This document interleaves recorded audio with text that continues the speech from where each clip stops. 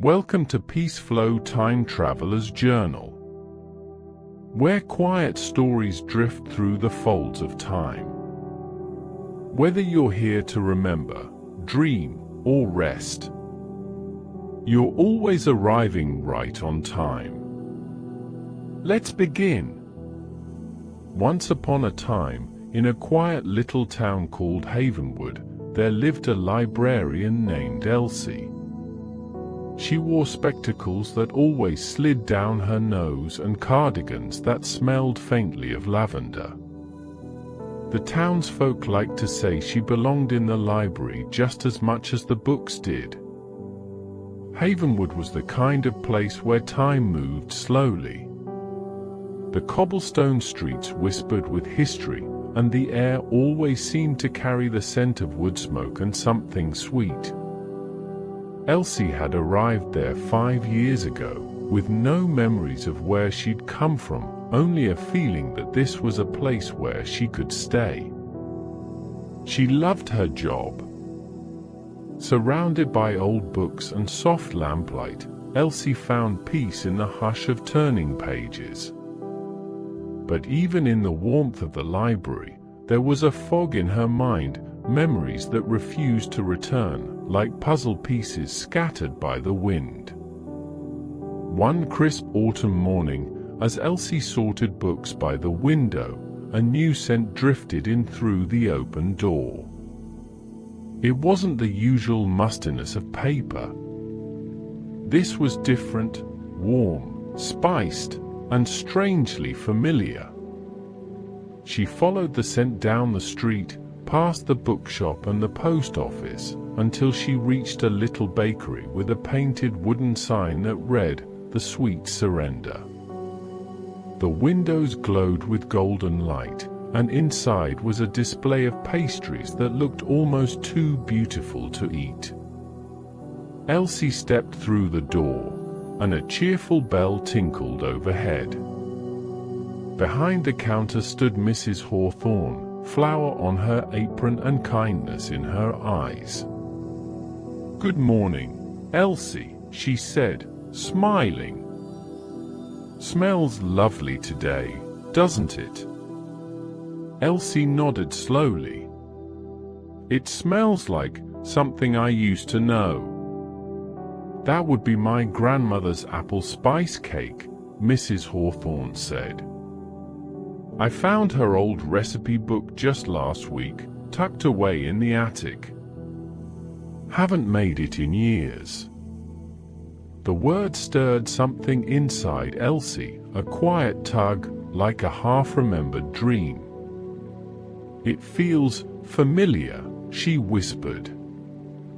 "Scents can be powerful things," Mrs. Hawthorne replied. "Sometimes they bring back pieces of who we were." Elsie bought a slice and carried it back to the library. She sat at her desk, closed her eyes, and took a bite. The taste was soft and sweet, spiced with cinnamon and memory. And for just a moment, a picture flickered in her mind, a sunlit kitchen, a woman humming a tune, and a wooden spoon in a bowl of batter. Then it was gone. The next morning, Elsie returned to the bakery. Mrs. Hawthorne was kneading dough, her hands moving with gentle rhythm. "Mrs. Hawthorne," Elsie asked, "could I see that recipe book?" "That cake, it brought something back." Mrs. Hawthorne smiled. "Of course, dear." She brought out a weathered book, its pages yellowed with age, its ink faded but still elegant. Elsie turned the pages with care, scanning names of cakes and bread she'd never seen before, until she stopped. "Lavender shortbread, for my dearest Elsie." Her breath caught. "That's my name." Mrs. Hawthorne looked over. "Well, now. I never noticed that before." My grandmother did have a friend named Elsie once, but that was long ago. Elsie didn't need to wonder. Deep down, she knew. She began spending more time at the Sweet Surrender, helping bake old recipes from the book. Her hands moved with unexpected ease, as though remembering something her mind couldn't. She knew just how long to knead the dough, just how much sugar to sprinkle, just when to pull the tray from the oven. One evening, while shaping a loaf of rosemary bread, Elsie paused. A memory returned, bright and clear. She was a little girl, standing on a stool beside a woman with silver hair, flour on her apron, laughter in her eyes. "Grandma," Elsie whispered. She remembered the kitchen, the smell of lavender, the warmth of love. Over the following weeks, pieces of her past returned like birds finding their way home. She learned that her grandmother had once owned a bakery in Havenwood. It had been called Elsie's Sweet Delights. Then one rainy afternoon, while sorting through papers in the library archive, Elsie found an old newspaper clipping. Elsie's Sweet Delights destroyed in tragic fire. The article spoke of a terrible fire, of a beloved baker lost, and of a young granddaughter rescued but left with no memory of the life she once had. Elsie's hands trembled. The little girl in the story was her. The fire had taken her grandmother, her home, and her memories. But it hadn't taken everything. With a new sense of purpose, Elsie returned to the bakery. "I remember," she said to Mrs. Hawthorne. "I grew up here. My grandmother was the baker. Her name was Elsie, too." Mrs. Hawthorne took her hands gently. "Oh, my dear, your grandmother was a treasure. She would be so proud." With help from the town, Elsie began to rebuild the bakery her grandmother had once loved. Brick by brick, recipe by recipe, she brought it back to life. 1 year later, on the anniversary of the fire, she stood beneath a new sign, Elsie's Sweet Surrender. As she cut the ribbon, the scent of apple spice cake, lavender shortbread, and rosemary bread floated through the air like a song remembered. Elsie smiled. She had come home. The end. If you're still with us, thank you for being here.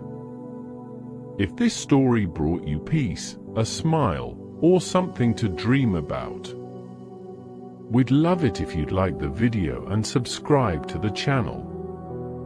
Let's continue. Once upon a time, in the smoky Yorkshire town of Grimshaw, where the skies were always dark and the streets always wet, lived a boy named Milo. He was 10 years old and lived with his mother in a small, narrow house on the edge of town. Grimshaw was a quiet place, still hurting from the war that had taken so many. Milo's father, a miner, had gone to fight and never returned. All they received was a telegram and a silence that seemed to fill every room of the house. But even in a town as grey as Grimshaw, there was one place that always seemed to glow, Barrow's Bakery. Its windows shone with golden light, and its warm smell of fresh bread drifted down the cobbled streets like a soft blanket. Milo remembered going there with his father, back when things were different. His father loved the bakery's crusty cob loaf, but he also baked his own special bread at home, a dark rye loaf with a secret ingredient. Milo couldn't remember what it was, only that it had tasted like home. One night, a wild storm rolled in. Wind howled through the streets and lightning lit up the sky. But Milo didn't wake. He was fast asleep in his little bed until he suddenly stood up. Still asleep, Milo walked out into the storm, barefoot and quiet. He passed the shuttered shops and flickering gas lamps, walked through the rain-soaked streets, and made his way to Barrow's bakery. The door, strangely, was open. Inside, the bakery was warm and bright. The air smelled like sugar, spice, and rising dough. And standing near the oven was Mr. Barrows himself, a round man with flour on his apron and a soft smile on his face. "Well now," said Mr. Barrows, raising an eyebrow. "Out for a midnight stroll, are we?" Milo didn't speak. He simply stared at the dough on the counter, his eyes empty but focused. Mr. Barrows wasn't frightened. He had known Milo's father. A kind man, and a good baker too. The old baker looked at the boy and seemed to understand. "You must be cold," he said. "Come warm yourself. And if you're going to be here, you might as well help." He handed Milo a bit of dough. "Try shaping it like this." Without a word, Milo copied him. He rolled the dough, pressed it, folded it just so. His movements were slow but sure, as if his hands remembered something his mind had forgotten. They worked together quietly. Mr. Barrows showed him how to proof the dough, how to score the top, and how to tell when the oven was just right. Then Milo stopped. He reached for a sack of rye flour, then for a jar of caraway seeds. He held them in his small hands, as if something deep inside him had woken up. "Rye," he whispered. Mr. Barrows paused. "Yes. Your father's favorite." Milo added a pinch of caraway to the dough. "Caraway," he said again, louder this time. The baker watched him in awe. "You're baking your father's bread," he murmured. By morning, the storm had faded, and a soft light crept in through the bakery windows. The oven glowed, and the smell of warm rye filled the room. The special loaf was done. Mr. Barrows took it out and gently placed it on the counter. Then he shook Milo's shoulder. "Wake up, lad," he said kindly. Milo opened his eyes.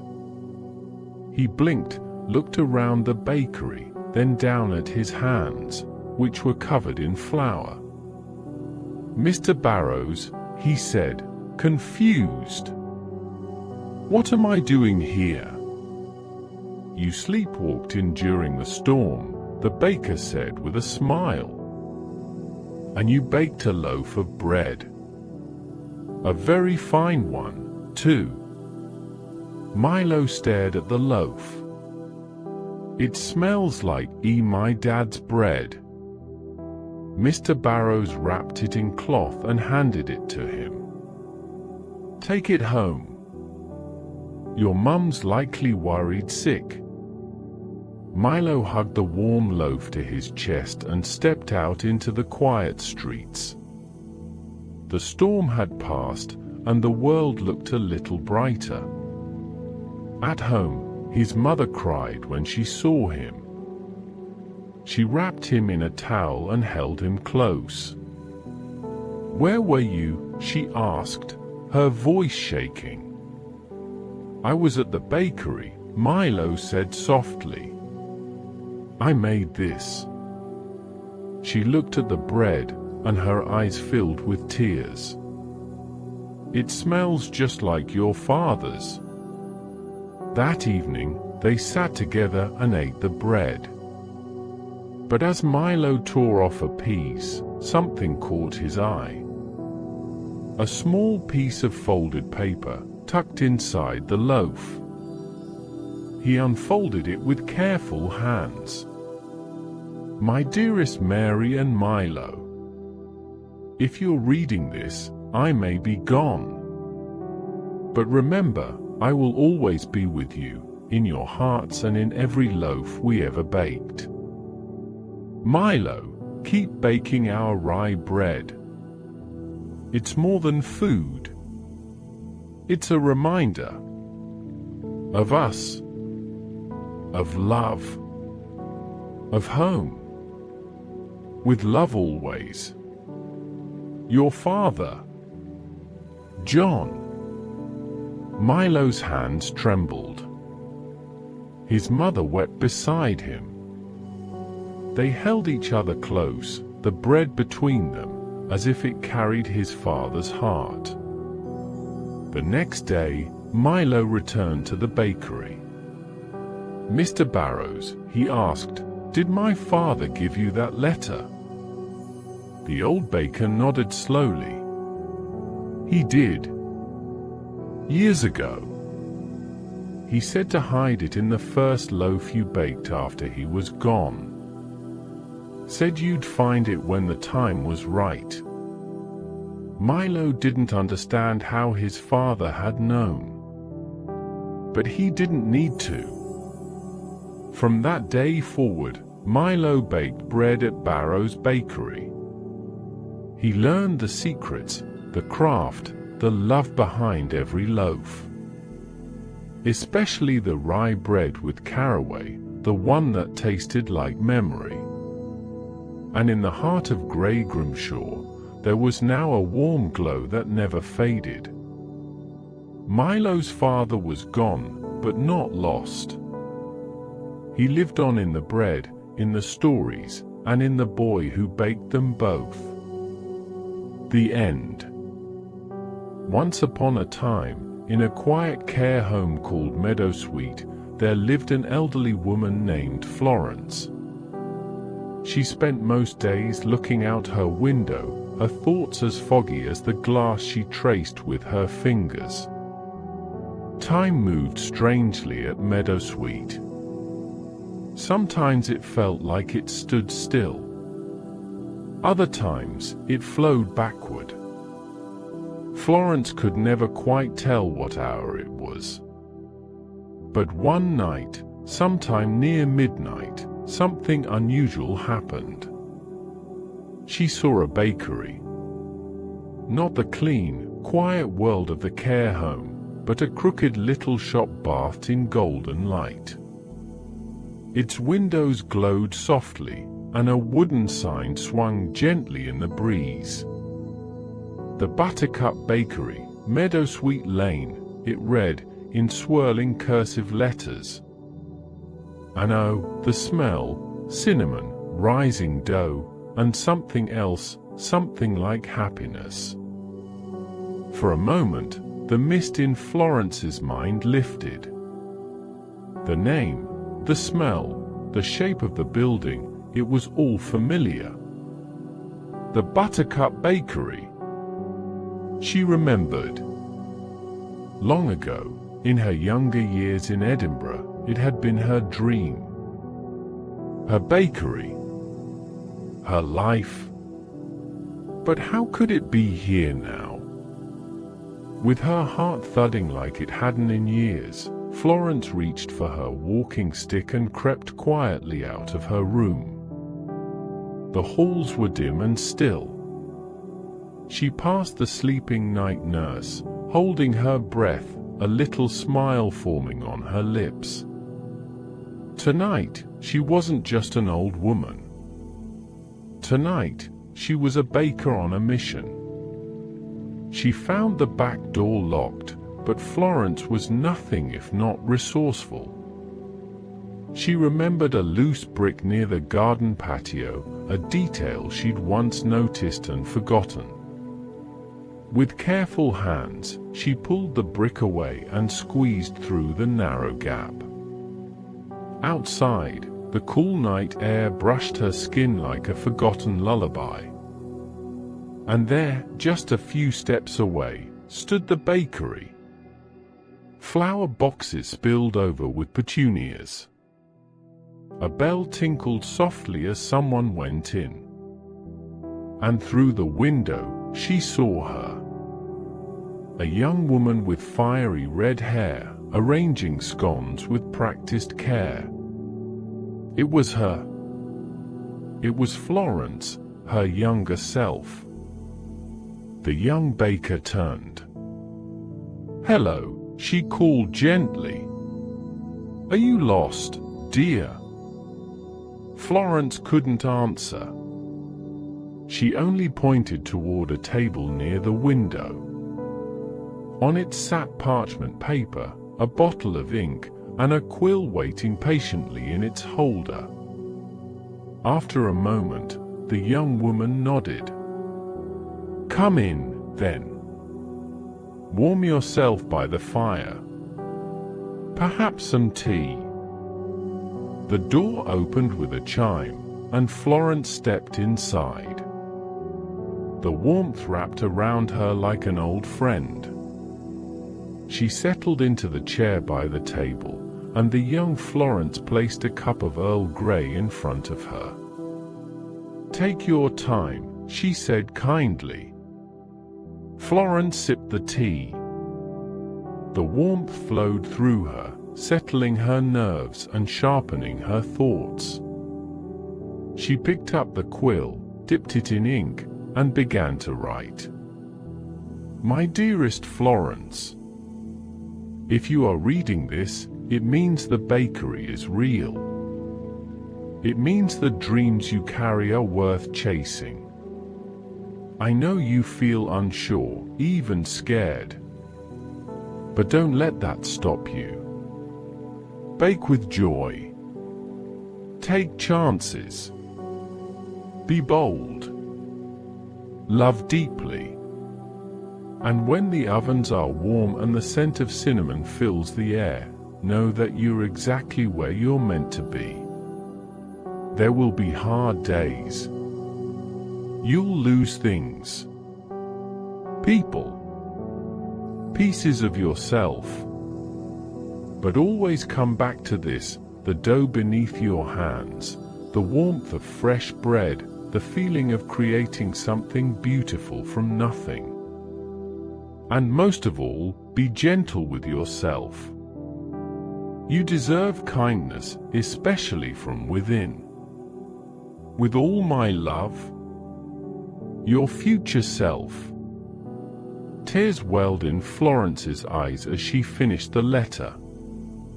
She folded it carefully and placed it on the table. The younger Florence watched her with curiosity. "Is everything all right?" she asked softly. Florence smiled, her voice a whisper. "Everything is perfect." She stood slowly, joints aching, but her heart light. "Thank you," she said. "For the tea. For everything. Come back anytime," young Florence replied. Florence stepped back into the night, the bakery behind her glowing like a dream. As she walked toward the care home, the first light of dawn brushed the sky in soft pink and gold. By the time she reached her room and slipped back through the brick gap, the bakery had vanished. The next morning, rain pattered gently on the window pane. Everything seemed ordinary again. Florence sat up, unsure if the night had been real or just a dream. But then she saw it. On her bedside table sat a warm, perfectly shaped scone, and beneath it a folded piece of parchment. She unfolded it slowly. "Believe, Florence." The words shimmered in the soft light, and the fog in her mind lifted just a little more. That day, Florence began to write. She wrote about her life, her dreams, her bakery. She told stories of the midnight bakery, of a letter to her younger self, of the scent of rosemary bread and the magic of a scone. Some listened in silence. Others, like Emily the night nurse, listened wide-eyed and smiling. Florence never saw the bakery again, but she didn't need to. She knew it was there, always, just outside the window. Waiting. Because even in the twilight of her life, she was still a baker. And somewhere, down Meadowsweet Lane, the ovens were still warm. The end. Once upon a snowy night, in a war-ravaged French village hidden beneath a thick blanket of white, a weary soldier wandered alone. Private Jonah Bellamy was cold to his bones, his breath misting in the frozen air, his uniform stiff with snow. The village was a shadow of what it once had been, walls broken, windows shattered, streets hushed by loss. But through the ruin and rubble, a small light flickered in the distance. He followed it. The light came from a bakery, of all things, still standing, still glowing. Its window, cracked but miraculously intact, cast a golden warmth onto the snow outside. And inside, a man moved quietly among the shadows. Jonah pushed the door open. A tiny bell jingled softly overhead. Warmth hit him like a memory. The smell of baking bread and something sweet filled the air. He lowered his weapon. A man looked up from behind the counter, flour dusting his apron and hair. His eyes were kind and tired. "So that American," he said softly. "Come in. You are frozen." Jonah nodded. "Private Bellamy." "Thank you, sir." "I am John Pierre," the man said, beckoning him to a small table covered with a red checkered cloth. "Sit. I will bring coffee. And something else, something special." Jonah Saturday. The chair was worn but warm, and the mug Jean-Pierre placed in front of him steamed with the rich scent of comfort. Then came a plate. On it sat a small, golden brown tart. "A tart auxiliary Pons," Jean-Pierre said gently. "Apple tart. My wife used to make them. The best in the region." Jonah took a bite. And just like that, he was home. He was in his mother's kitchen, watching his little sister, Lily, sneak pieces of apple from the mixing bowl. She was laughing, her eyes bright, her hands sticky with cinnamon and sugar. The tart was warm and sweet and spiced with memory. Jonah swallowed the bite slowly, as if afraid it would disappear too soon. "It's incredible," he said, his voice catching.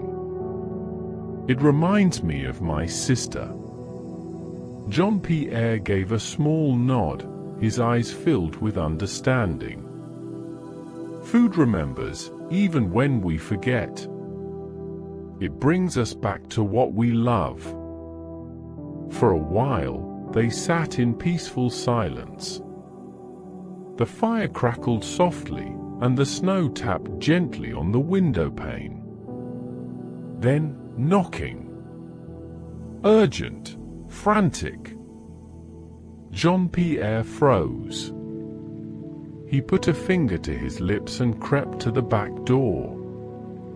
A moment later, he turned, pale. "It is Marie," he whispered. "With her daughter. The Germans are looking for her." Before Jonah could speak, the door flew open. A woman rushed inside, her cheeks flushed with fear. A little girl clung to her coat, her blue eyes wide and filled with terror. "They know I'm hiding," Marie gasped. "They are coming." Jonah looked at the girl. Something in him stirred. She looked just like Lily. Jean-Pierre moved quickly, lifting a rug to reveal a trapdoor in the floor. "Hurry," he said. "To the cellar." Marie and her daughter disappeared into the darkness. Jonah turned to the front window. Soldiers, 3 of them, were approaching through the snow. "Stay inside," he said to Jean-Pierre. "I'll speak to them." "You could die," Jean-Pierre whispered. "Let them take her. You don't even know her." Jonah's voice was calm. "Maybe not. But she reminds me of someone I do." He stepped outside, into the snow. The soldiers raised their rifles. "Halt!" one shouted. "Who are you?" "American," Jonah replied. "Private Jonah Bellamy. I got lost." The soldiers eyed him suspiciously. "This village is under search. We suspect it hides resistance." "I was just looking for shelter," Jonah said. "This baker gave me coffee and warmth. That's all." The lead soldier stepped forward. "We will search." Jonah nodded. "Be my guest." One soldier disappeared into the bakery. Jonah turned to the others, heart pounding. "Got a cigarette?" he asked casually. "This war is freezing me stiff." To his surprise, the soldier reached into his coat and offered him one. They lit up under the grey sky, smoke curling in the cold. Jonah kept talking about the snow, the war, the madness of it all, anything to stall them. The soldier who went inside returned. "Nothing," he said. "Just bread and coffee." The lead soldier looked at Jonah one last time, long and hard. "Be careful, American," he said at last. "We will be watching." Then they turned and walked into the storm. Jonah exhaled. Back inside, Jean-Pierre opened the trapdoor. Marie emerged, tears streaking her cheeks. Her daughter clung to her side. "You saved us," she whispered. Jonah shook his head. "Just go. Somewhere safe. Please." Jean-Pierre helped them out the back, disappearing with them into the night. Jonah stood in the bakery, alone now. He looked down at the empty plate. Only crumbs remained. But the taste still lingered, sweet, warm, and filled with something more powerful than fear. It was the taste of home, of love, of hope. Jonah knew he would have to move on soon. The war hadn't ended. But tonight, in the glow of a humble bakery, something good had happened. Something kind. And he would carry that memory with him always. He would remember the girl with Lily's eyes, the man with flour in his hair, and the warmth of a tart baked in a ruined village beneath falling snow. If you're still with us, thank you for being here. If this story brought you peace, a smile, or something to dream about, we'd love it if you'd like the video and subscribe to the channel.